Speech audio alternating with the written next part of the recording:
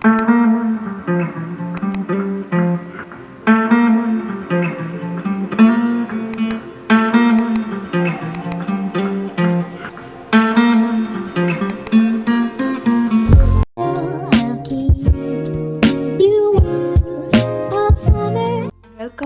back to another study vlog, guys. This is Tanya and I am a CBSE class 10 student. So this vlog is going to be a day before my maths pre-board exam and अभी मेरे pre-boards 2 चल रहे हैं and ये मेरा last second exam होने वाला था. तो इस दिन मैं सुबह काफ़ी लेट उठी थी, जितना मैंने एक्सपेक्ट किया था उससे काफ़ी ज़्यादा लेट उठी थी एंड बाहर बहुत ज़्यादा ठंड थी. And according to our Japanese study secret, we need to organize our surroundings so that we can feel productive, which is shiri, shito and shijo. तो अभी मुझे वही करना था.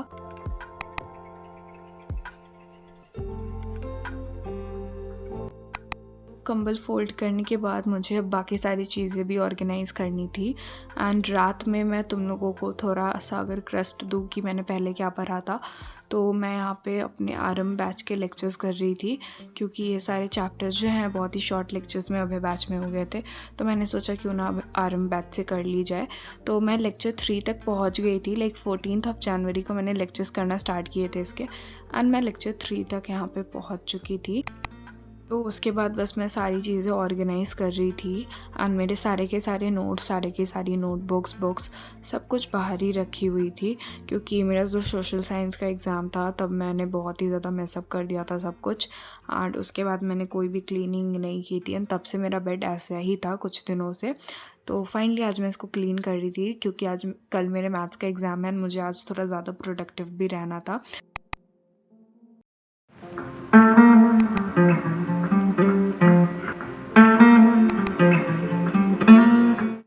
देन आफ्टर डूइंग एवरीथिंग मैंने अपने बेड पे साइड में पिलोज़ लगाए एंड उसके साथ साथ अपना डेस्क लगाया जिस पे मैं पढ़ती हूँ एंड उसके ऊपर भी मैंने एक क्लोथ लगाया था सो दैट मुझे ज़्यादा ठंड ना लगे. And after having my lunch I started with studying and अभी मुझे करने थे लेक्चर्स एंड लेक्चर्स करने के बाद मैं करने वाली थी 100 most probable questions from PW की 15 सैम्पल पेपर्स वाली बुक बिकॉज उससे क्वेश्चंस आने की प्रोबेबिलिटी बहुत ज़्यादा है. सो आई थॉट मैं कुछ सैम्पल पेपर्स करूँ या ना करूँ लेकिन 100 मोस्ट प्रोबेबल क्वेश्चंस कर लूँगी.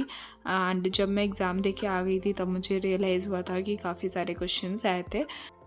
सो इन टोटल 4 लेक्चर्स थे जिसमें से मैं 3 लेक्चर्स कर चुकी थी एंड 2 लेक्चर्स मुझे करने थे.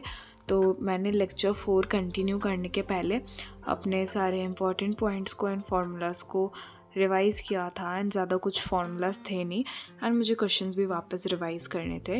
एंड उसके बाद मैंने किया था lecture 4 and after doing lecture 4 मैंने लिया था ब्रेक एंड उसमें मैंने खाया था ये जो हम मकर संक्रांति पे खाते हैं दही चूरा और उसके साथ कुछ स्वीट्स. तो हाँ, ये खाने के बाद एंड अपने फैमिली के साथ थोड़ा टाइम स्पेंड करने के बाद I started again with lecture 5.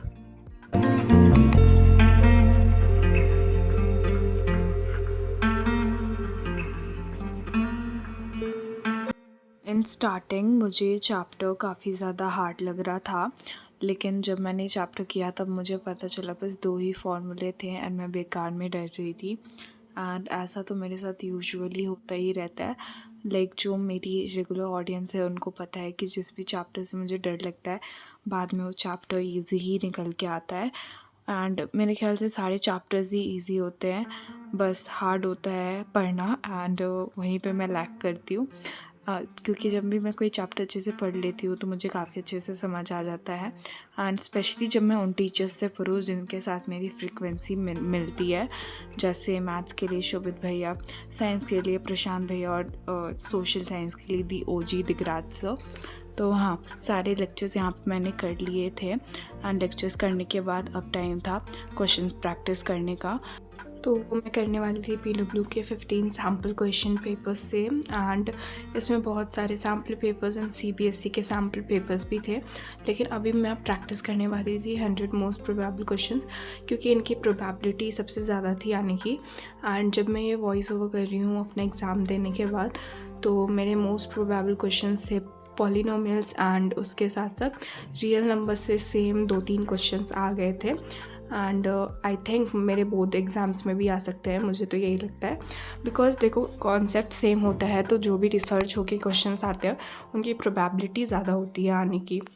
So I'll put all the links in the description box and let's move further in the video। तो अभी मैंने यहाँ पे टाइमर लगाया था बिकॉज मुझे टाइमर लगा के देखना था कि मैं कितने देर में कितने सारे क्वेश्चंस कर पा रही हूँ। एंड मैंने हाफ एन आवर में रियल नंबर्स एंड पॉलिनोमियल्स के ऑलमोस्ट सारे क्वेश्चंस कर लिए थे। लाइक पॉलिनोमियल्स वाले चैप्टर से कुछ क्वेश्चंस मेरे रह रहे थे, वो मुझसे सॉल्व नहीं हो रहे थे, स्पेशली ग्राफ वाले। लेकिन हाँ, बाकी सारे क्वेश्चंस मेरे से अच्छे से सॉल्व हो गए थे। And let me tell you कि मेरा मैथ्स का एग्ज़ाम कैसा गया। तो जो मैंने मैथ्स का एग्ज़ाम था ना, उसमें सबसे बुरा मैंने टाइम मैनेजमेंट में किया था, लेकिन मेरे से टाइम मैनेज नहीं हो पाया।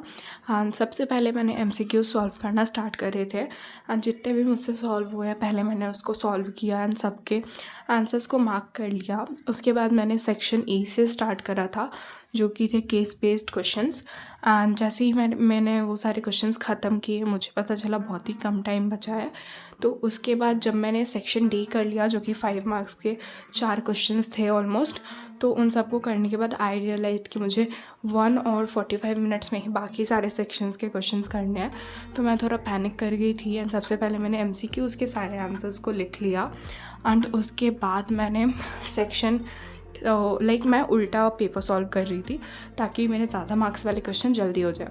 और उसमें से ट्रिग्नोमेट्री का एक क्वेश्चन था जिसको बस मैंने रीड नहीं किया, बस मैंने देखा कि वहाँ पे साइन थीटा लिखा है, तो मैंने ये एज्यूम किया ये ट्रिग्नोमेट्री का क्वेश्चन है तो मैं इसको छोड़ देती हूँ, क्योंकि ट्रिग्नोमेट्री मेरी आउट ऑफ प्रैक्टिस हो गई थी एंड मैं ज़्यादा देर आज पढ़ के भी नहीं जा पाई थी।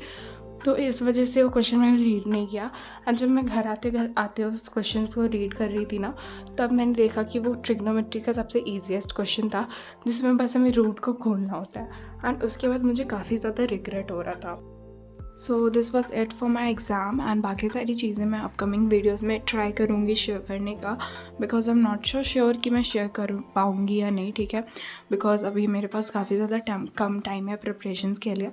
एंड मैं एक डिनर ब्रेक के लिए फिर जा रही थी एंड 9-10 में मैं वापस आ गई थी पढ़ने के लिए। एंड अभी जो टाइमर था बस मैं उसको ही वापस से रीस्टार्ट करने वाली थी, बिकॉज मुझे देखना था कि मैं इतने टाइम में कितने सारे क्वेश्चन सॉल्व कर सकती थी।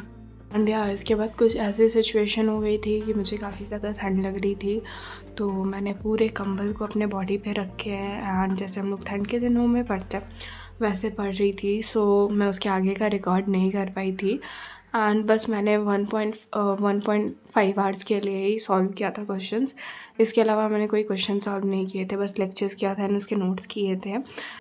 And here was a question जिसको मैंने मार्क किया है, क्वेश्चन नंबर 13, जो कि मुझसे बार बार सॉल्व करने पे भी नहीं सॉल्व हो रहा था।